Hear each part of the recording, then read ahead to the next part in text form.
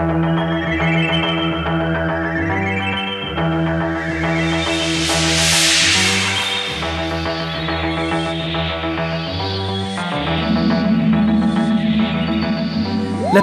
for Beginners by John Dorney, performed by Duncan Wisby. Eyeless Blue checked his watch and looked at the schedule. A minute left. Why did he always have to leave it so late? It wasn't like he hadn't had plenty of warning. He put the teapot and cups on the tray, quickly but carefully arranging them into a circle.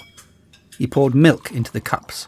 Finally, he put 2 pieces of cake on the plate to one side, added a solitary muffin, and took a moment to judge how it looked. Perfect. Just the way he liked it. Ah, well.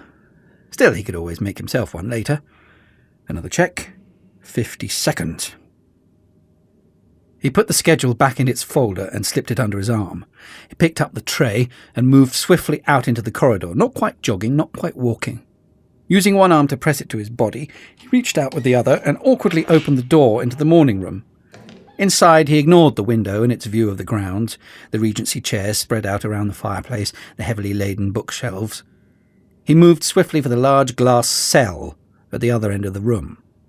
He put the tea set onto the table that, along with 3 stools, was the only thing inside, stepped back out and tapped a number into the electronic lock, sealing the door.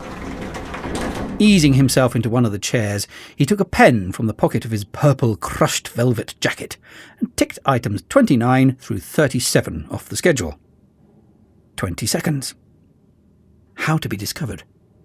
What image did he want to present? He opened his arms wide and grinned experimentally. No, that wasn't it. He crossed his legs, twisted his body to one side and turned his head back to face the cell. How did that look? Caught his reflection in the window. Camp, apparently. Well, that wouldn't do at all. 10 seconds. In a burst of energy, he leapt from his seat and pulled a random book from the shelf. Yes, that would do, he thought. A reader, an intellectual. That was a good image. He returned to sit back down. 5, 4, 3, 2... In the last second, he realised the book he'd picked up was Mr. Tickle. Oh, blast, he thought, shoved it hastily down the back of the cushions. Inside the cell, the TARDIS materialised.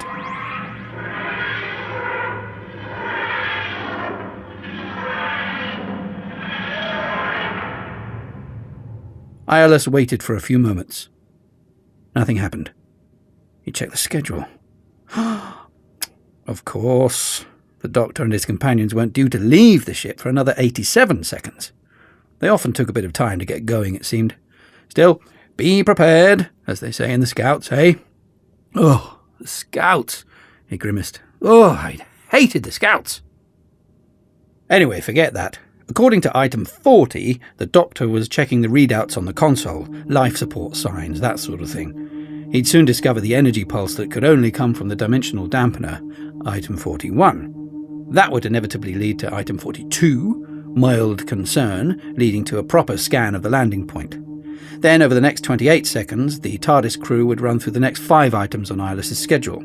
Increased anxiety from Zoe, blustering incomprehension from Jamie, looking through the scanner where they would notice both him and their prison, activation of the door control, and exiting the TARDIS. Eyeless looked back up at the tall blue box trapped at the other end of the room. He was rather looking forward to it.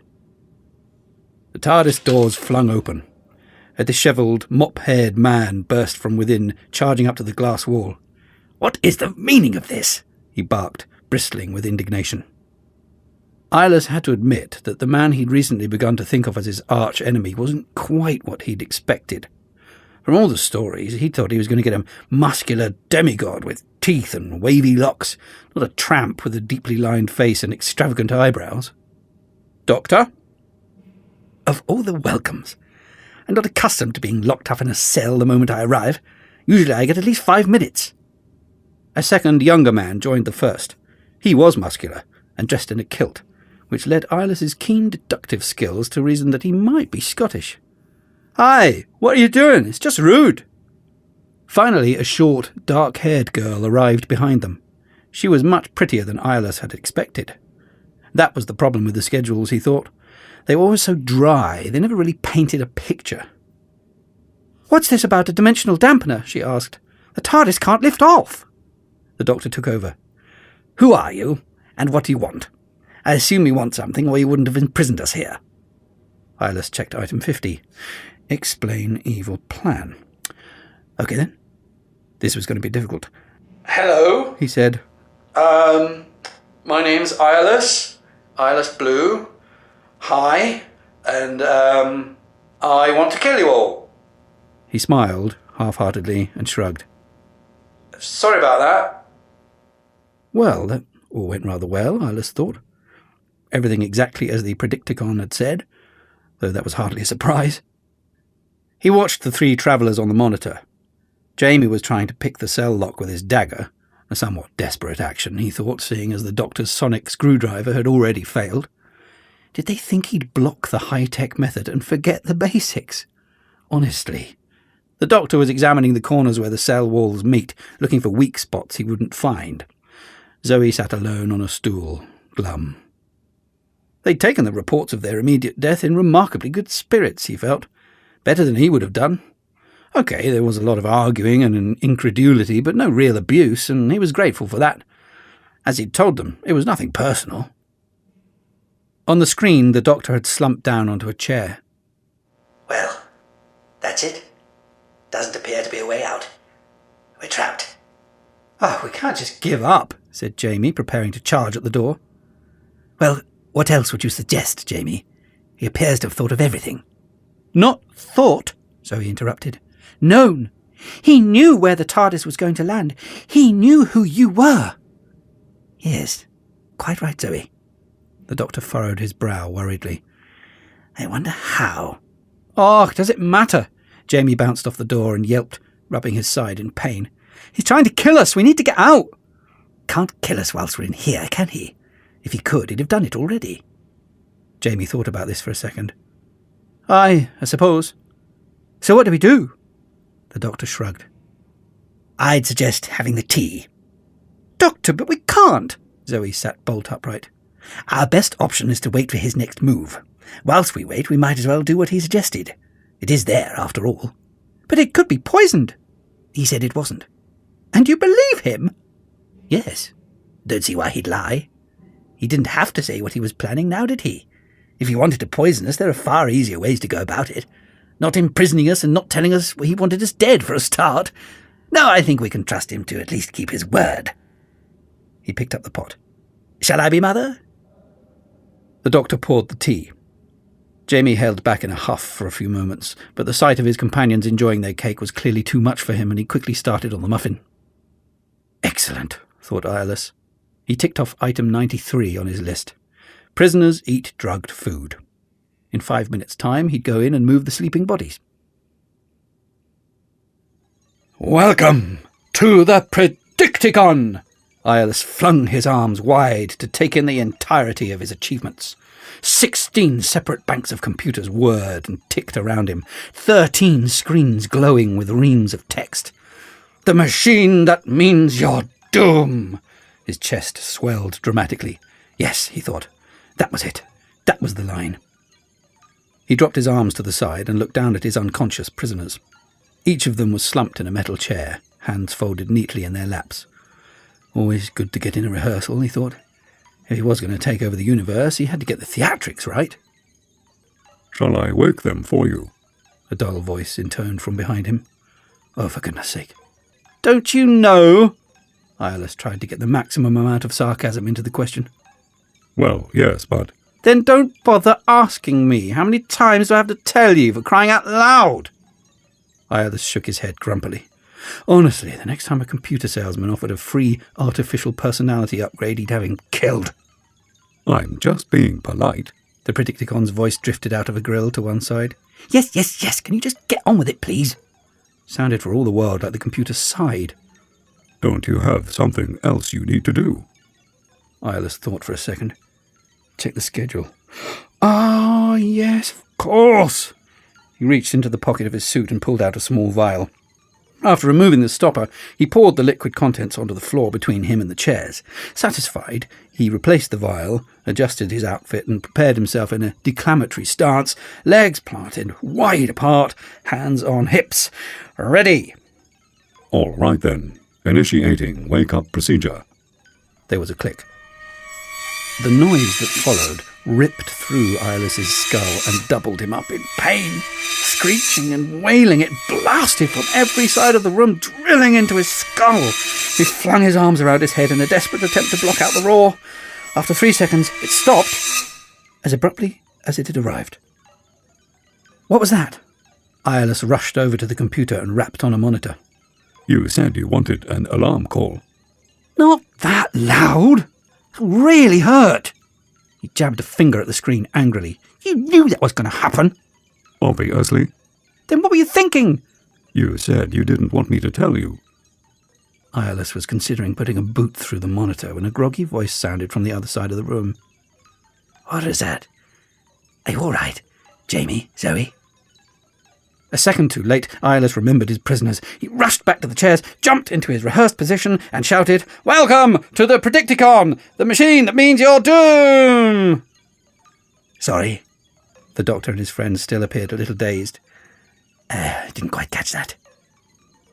Eyeless's shoulders sagged, and he turned to yell behind him.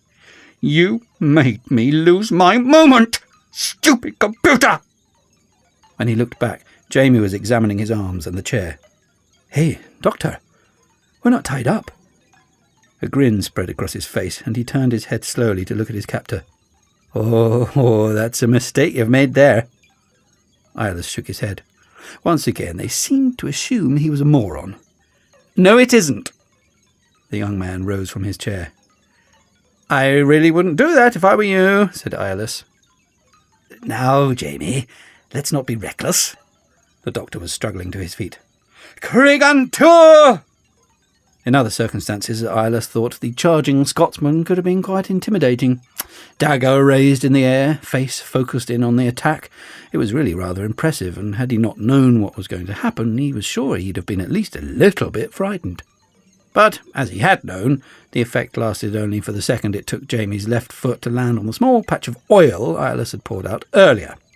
Unable to halt his momentum, Jamie's eyes widened in incomprehension as his legs zoomed out at unusual angles and his body flipped backwards through the air. Eyeless watched the dagger fly across the room in a wide arc, hitting some equipment in the corner with a handful of sparks. "Well, I did say." "Jamie!" The doctor ran to his prone friend's side. "Hey, what happened?" Eyeless came over. "Don't worry, Doctor. It's just a bruise." "We can't tell yet." "Yes, we can." Eyeless stuck a piece of paper under the doctor's nose. "Item 104. The doctor stopped his examination, confused. "What?"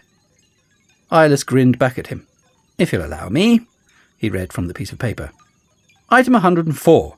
Jamie charges Eyeless Blue. Item 105. Jamie slips on oil patch set by Eyeless Blue in item 97 and sustains minor bruising. "Give me that." Doctor snatched it from his fingers. Eyeless smiled. It didn't matter. He'd learnt this bit by heart.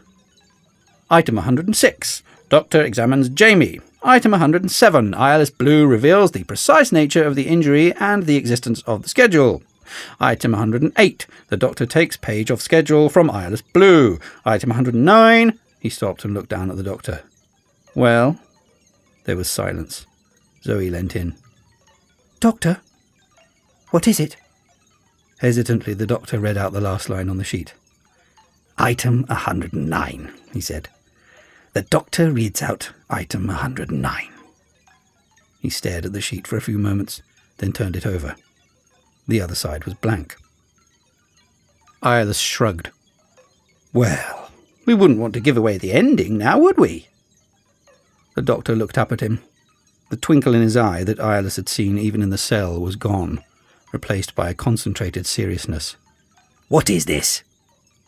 "Well, my schedule for killing you, obviously. Or at least one page of it." Eyeless raised the file apologetically. "This is the director's cut." Zoe took the sheet from the doctor. "But it's not a list of things for you to do," she read. "It's a list of things that we've done. It describes everything we've done since we got here. In perfect detail. Since before you got here, Iris corrected. There are a couple of pages before that one. That Slough was a nasty piece of work, wasn't he? You predicted everything. Yes. I knew when you were going to arrive. I knew where. I even knew Jamie prefers muffins to cake. Aye, I do. He's right. Quiet, Jamie. The doctor was shaking his head. That's impossible. No one can know the future that accurately. Can't they? Bit rich coming from a time traveller. It's not the same. If I go somewhere, I've a general idea of how things turn out, but I never know the exact details. Why not? Well, the very act of arrival changes things. Exactly. Iris snapped his fingers triumphantly. You speak to someone, you say the wrong word, things go another way, the world shifts, yes? Well, it's a little more complicated than that. But I'm right, aren't I? Iris grinned. Chaos theory? Jamie was getting to his feet, rubbing his neck. Chaos what? The principle that the tiniest variations in a system can vary the end result monumentally, the doctor said. Jamie's mouth worked silently for a few moments. Oh, right, that.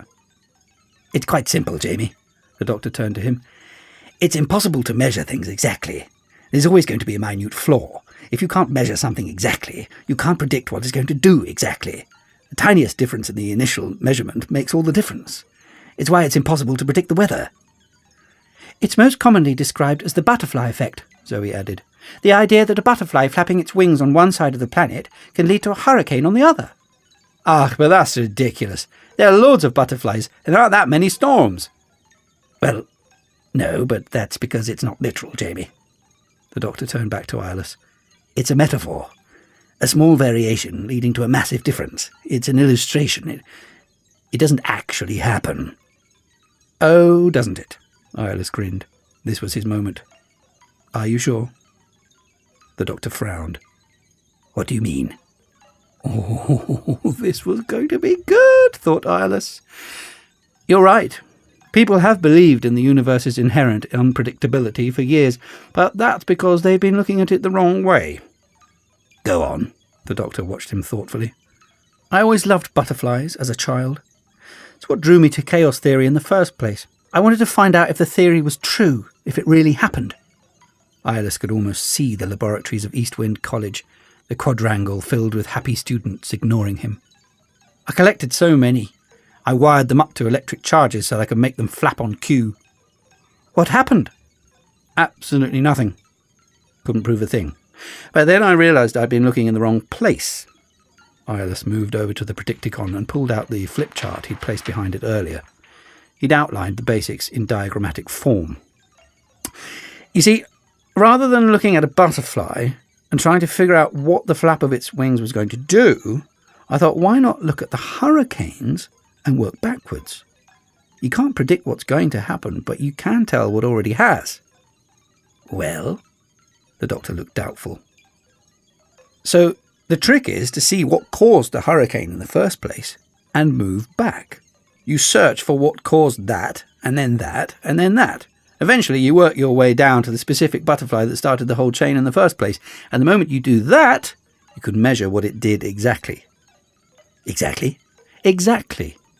You could figure out what it needed to do for that chain of events to occur. And the moment you do that, you can do it with anything else. You've got the means to measure everything precisely. Zoe seemed exasperated. But that's nonsense. Sufficiently advanced science is indistinguishable from nonsense, Zoe. The doctor counted the detail off on his hand. So, if you can measure everything precisely... You can predict everything precisely, yes. Iris snapped his fingers and pointed at him. Sport. The stock market, even human interaction and thought. The exact future. The doctor shook his head. But such mathematics would require a computer on an enormous scale. And I give you the Predicticon, Doctor. Iris flung his arms wide. The greatest computer known to man, and my invention! Hello, said the Predicticon. My real name's Aloysius, but he didn't like it. Yes, okay. No one asked for a conversation now, did they? Iris glared at the computer. It always had to spoil things. All right. Sorry, I spoke. Iris turned back to the travellers. Where was I? Exact prediction. Right. Now, you see, it doesn't stop there. He was getting to the good bit. A machine for predicting the future is all well and good, but what use is it if you can't change that future? If you can't influence the world to go the way you want? That's where Phase 2 begins. The Predicticon examines all the myriad possibilities in the universe and figures out which route you need to take to shift the universe your way. But surely that would require a lot of effort. Ah, you're forgetting chaos, Miss Harriet. Computer, he called out, can you switch the viz screen to channel 38? One of the monitors buzzed into life. The image displayed was a racetrack filled with small rocket-powered cars zooming round each other on a windy track. The Zeka 100, one of the greatest races of the modern age. The picture zoomed in on a specific car. Number 6 is driven by David Mondo Dude Barnes. These days he's a multi-millionaire sports legend, but when I knew him he was a spotty little thug with superiority issues. Violas watched the car race around the track. Just because someone prefers science to rugby, he thought it perfectly justifiable to steal their girlfriend and laugh at them in the shower. Violas sneered. Well, who's laughing now, David? With a flourish, Iolus flipped the chart over to the next page. At the top was a drawing of a sandwich. He moved towards a small fridge hidden away in a corner and took an identical shop-sealed one from inside. A seemingly ordinary sandwich, he said, but it's not. The mayonnaise is infected with salmonella. He opened the door to a small cabinet and pointed at the machine inside. Here we have a time transmat. The doctor seemed amazed. But that won't be invented for 50 years. Not anymore. Iolus placed the sandwich into the transmat and typed in a code. The sandwich fizzed out of existence. I have now sent the sandwich to a small delicatessen frequented by one Drew Walco, minor-level civil servant in the 73rd century, 100 years ago. He looked back at the flip chart. The next image was a musical note. Ah. He opened a drawer and pulled out a tiny silver sphere. This is a memory bead. Stores up to 1 billion songs. I have programmed it with several hard rock classics.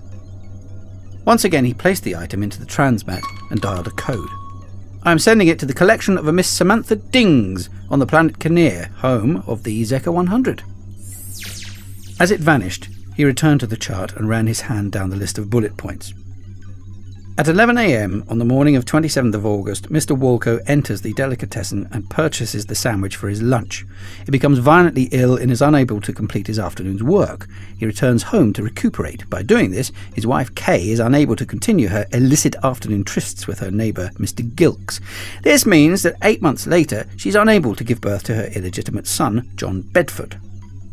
Bedford was due to become a hugely influential city planner on the planet Grace 98, but is now unable to due to the minor issue of his not actually existing. Therefore, his unique accident prevention systems aren't developed and are unable to prevent the tragic speedway crash 38 years later that killed Dr. Ben Critchley, chief negotiator in the peace treaty for the Shami-Renai War. Dr. Critchley's sudden demise means he is unable to continue his negotiations. This is deeply unfortunate, as if he had, he'd have prevented all-out war. Sadly, Mr. Cunningham, his deputy, is less well versed in intergalactic diplomacy and inadvertently insults the Renai Group mother, leading to the abandonment of all talks. All-out war erupts between the two races. There is much collateral damage, most noticeably the destruction of the planet Yaffle. It explodes into several large meteors that shoot off in random directions. 30 years later, Miss Dings is so entranced with the selection of songs on a strange new memory bead that she found lying around her dormitory, she stays up all night listening to them at full volume. This causes her neighbour, a Mr. James Cusack of the Planetary Transit System, to lose a great deal of sleep. The next day, when Mr. Cusack is on duty, he drifts off. As a result, the transmat systems go awry and send several people to the wrong places. One of these is Jen Kelly, whose workstation in planetary defence is therefore unmanned when one of the Yaffle meteorites passes through the atmosphere and into her section of the defence grid and is therefore not destroyed. The meteor hurtles towards the planet's surface. Iolus turned back to the screen. Car number 6 was speeding along the track, way out in front. Out of nowhere, a large lump of rock flew into the frame, smashing into the car with an enormous explosion. Fragments of burning metal flew into the stands as the fireball span forward, flipping over and around, careering to a halt. And voila! said Iolus, and switched off the television. Simple, really. The 3 time travellers stared at him for a few seconds, open-mouthed. Zoe was the first to speak. "You killed him!" she shouted. "What?" Iolus pursed his lips. That was a bit much. "I didn't do anything of the sort." "But we just saw—" "You just saw a natural disaster that had nothing to do with me. I'm not a killer. At best I made one man slightly ill and one girl slightly happy, but that's all." "You monster!" "Oh, let's not go for this monster thing right out of the box, shall we, Zoe? I'm not a monster. I wouldn't hurt a fly." "Yes, but you've no qualms about human beings," the doctor said forcefully, stepping up to Iolus. "This is outrageous. You caused an interplanetary war, countless deaths, simply to murder someone who annoyed you at school. You have just committed one of the most abhorrent acts it has ever been my misfortune to see." Iolus shook his head. "You see, that's just the sort of attitude that's caused all the trouble. If you only had some vision, I wouldn't have to kill you." "Oh, I wondered when we'd come to this," the doctor scowled. "What have I done now?" "Don't play the innocent with me, Doctor. We both know what you've been planning." "I haven't been planning anything." Jamie nodded. "It's not exactly his strong point." Iolus looked from one to the other. "Well, going to plan. Whatever, same thing. Point is, I get in first. I destroy you before you destroy me." "I've no idea what you're talking about." Iolus sighed. They really weren't paying attention, were they? "Look, naturally, when I realised I had a method for predicting the exact future, the first thing I did was look up what was going to happen to me." Jamie snapped his fingers. "And it said we were going to kill you!" "My bit now, shut up." Iolus glared at him. "It was amazing. It told me I was going to take over the universe." "The entire universe?" asked the doctor. "Every bit. I was going to be the ruler of everything throughout recorded time. Not a massive shock. It's simple if you can make anything happen, but there was one slight problem." "Me," said the doctor. "Yes. You didn't like what I did, how I ruled, much as your reaction just now shows." "And I destroyed you." "Yes." "I said that," Jamie said, aggrieved.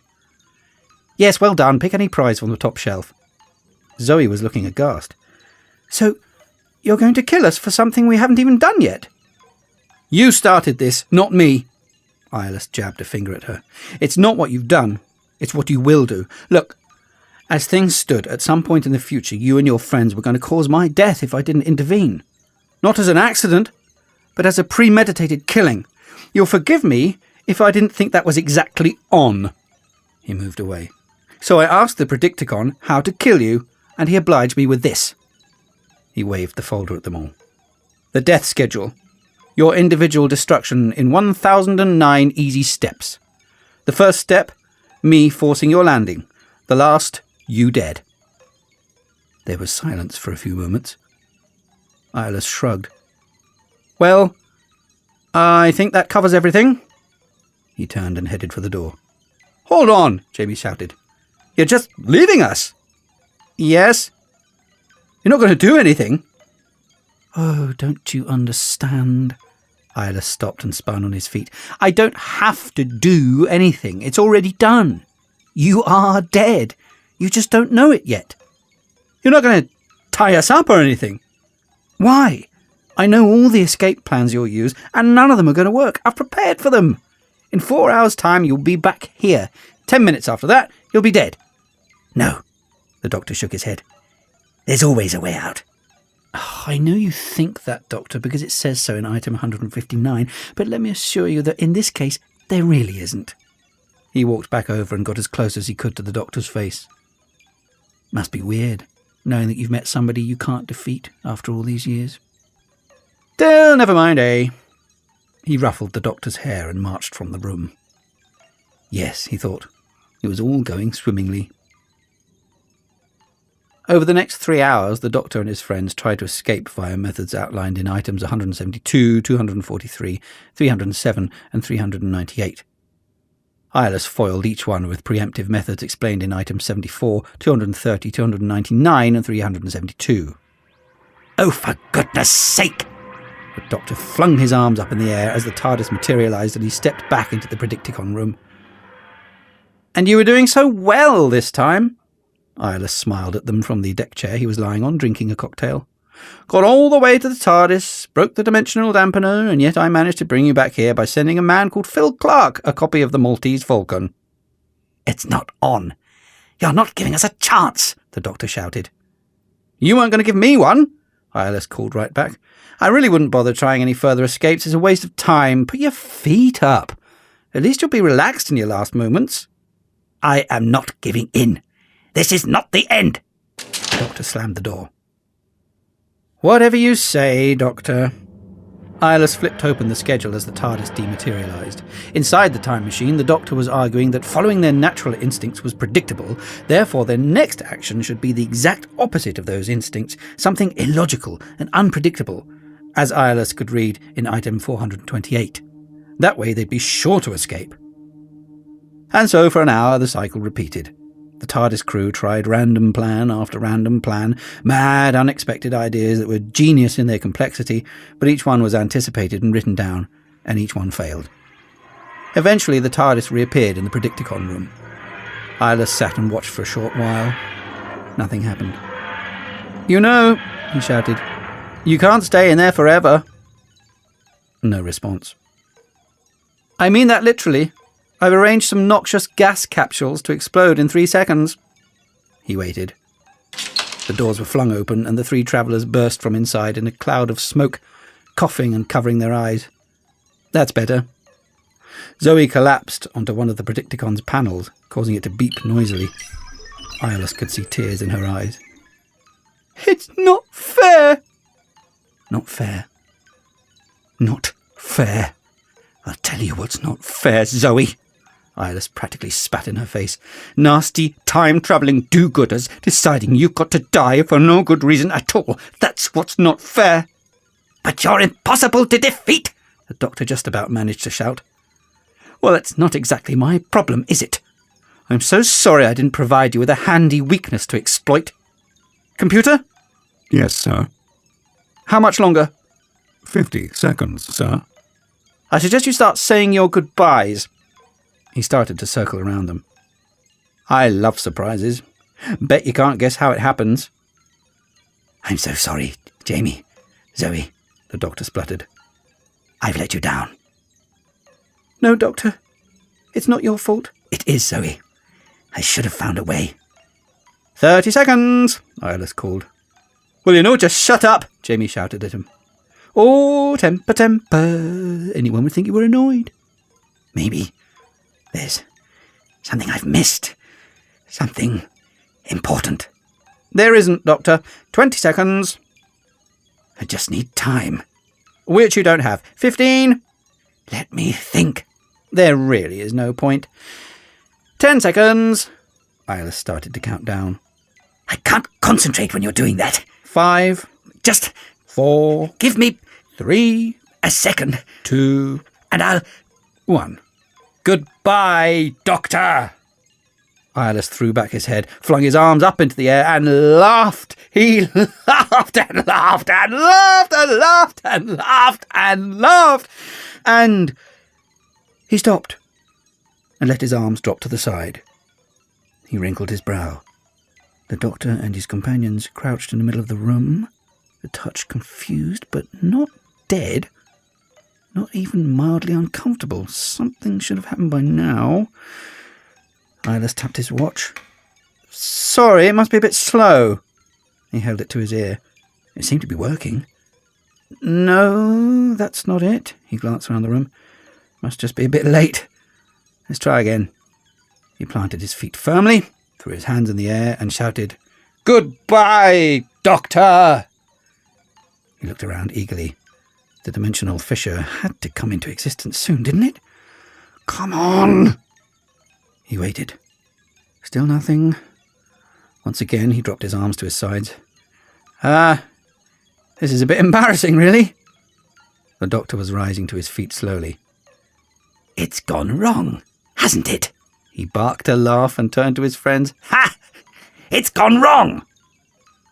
Iolus could feel fury building inside him. He'd messed up. He'd messed up again. Even with the entire universe at his beck and call, the big boys had won. Even pure mathematics had let him down when it came to the crunch. Eyeless spun round and stared at the Predicticon. "Computer!" he shouted. "I'm going to get you, you snotbag!" He charged across the room, eyes scanning for something he could use to smash it to bits with. He'd hit the floor before he even knew what was happening. "Ah!" Flash of pain shot up his side. It's your hip, The computer said. it's broken. Eyeless could barely concentrate on anything through the pain. His eyes watered. "What happened?" You remember the oil you poured out 3 hours ago? "Yes," he whimpered. Well, you didn't just then. Eyeless tried to move, but winced as exertion caused more bursts of agony. He lay back down. "It's really painful." You don't know the half of it. The Predicticon replied. The room shook suddenly.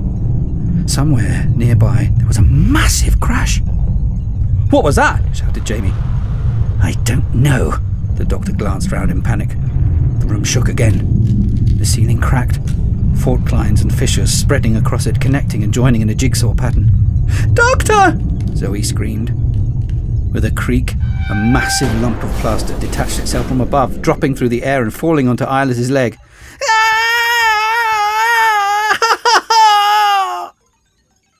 That was one of the Gaffel meteors destroying the east wing, Said the computer. Caused a bit of structural damage. The doctor slapped Jamie on his arm. "Come on!" He ran to Eyeless's side. You won't be able to do anything, The computer said. it's too heavy. Jamie joined him and tried to lift the lump of plaster. "He's right, Doctor. We can't budge it." Quiet, Jamie. The doctor held his finger to his lips. The room appeared to be trembling. What's that? There was a touch of awkwardness to the Predicticon's voice. I have to say I haven't been entirely honest with you.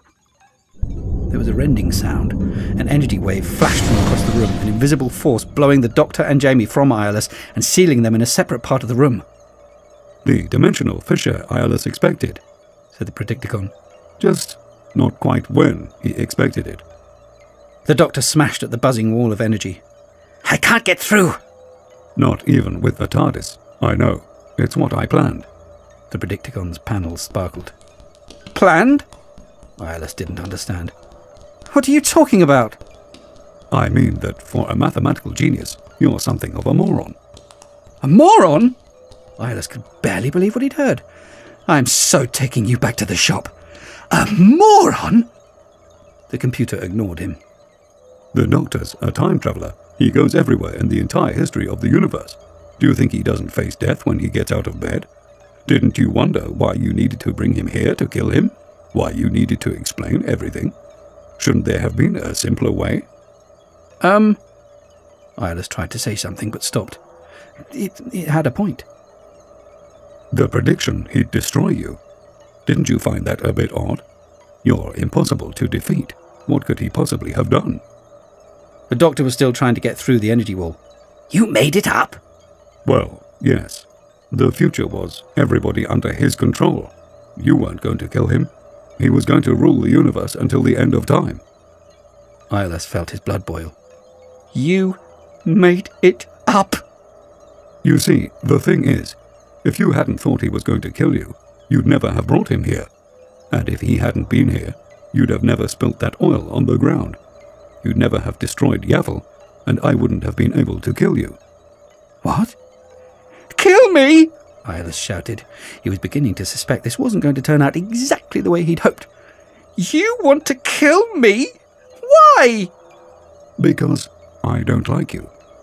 You're rude. You're bitter. You hold grudges, and you murder people. You're just not a very pleasant person. Eyeless ran this through his head for a second.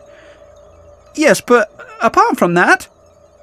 With you ruling, the human race dies. If everything's predictable, they know exactly what's going to happen, so they don't try. They've no ambition, no drive.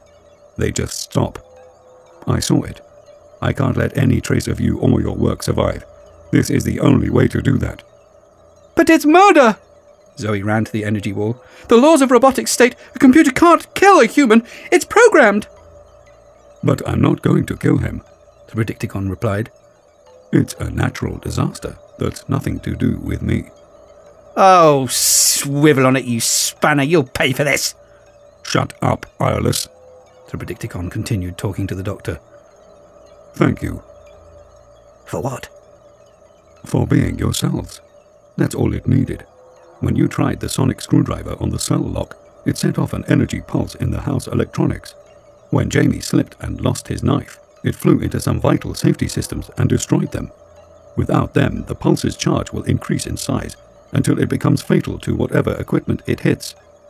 When Zoe collapsed onto my panel after the gas, she accidentally reprogrammed the house systems and directed the pulse directly into my computerized brain. It's going to demolish my central systems. Then I'm going to break down catastrophically. In 60 seconds' time, I explode. You explode? Out of the corner of his eye, Iolus could see one of the Predicticon's panels sparking and bursting into flame. Oh dear. It's funny.